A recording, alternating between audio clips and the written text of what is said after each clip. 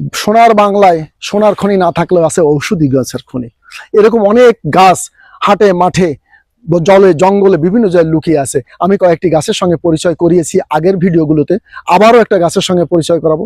বাংলাদেশ সরকার কিছুদিন যাবত সরকারিভাবে গাছ লাগানোর যে ব্যবস্থা করেছে তার ভিতর 1 নম্বরে রয়েছে তাল গাছ রোপণ। পথের মাঝে 2 পথের পাশে তাল গাছ রোপণ করছে। কেন জানেন? তাল গাছ রোপণ করলে অনেক উঁচুতে বজ্রপাতের সম্ভাবনা কমে যায়। এই গেল প্রকৃতির একটি বিষয়। এবং আপনি কি করে এখান থেকে উপকৃত হন? আসুন, এই দেখুন একটি গাছ, এটা তাল গাছের ছোট চারা। যারা হাঁপানি রোগে ভুগছেন, বসলে উঠতে গেলে হাঁপিয়ে গেছি, পারছি না আর, এই রোগ হাঁপানি রোগ কখনো ভালো হয় না। ভালো থাকা যায় এবং সুস্থ থাকা যায় বয়স হলে, বয়স্ক রোগে না হলেও কম বয়স যদি কম থাকে তাহলে ভালো হতে পারেন। কিভাবে হতে পারেন?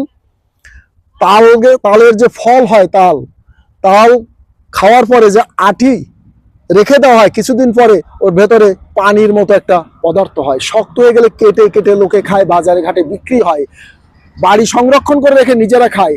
ওই তালের রসের যে পানি, আটির ভিতরে যে পানি, এই পানি নেবেন 2 চামচ। আর অনেক হিন্দু বাড়িতে দেখবেন, হিন্দু বাড়ি কি এখন সব জায়গায় চাষ হচ্ছে, তুলসী গাছ। তুলসী গাছ একটা ব্যাপক ভেষজ উদ্ভিদ। এই তুলসীর পাতার রস আর এই তালের শ্বাসের রস, এই দুটি একত্র করে যদি আপনি খেতে পারেন, হাঁপানি রোগ চিরতরে ভালো হয়। অল্প বয়স থেকে খেলে ওটা বয়স বাড়তে বাড়তে একেবারে নির্মূল হয়ে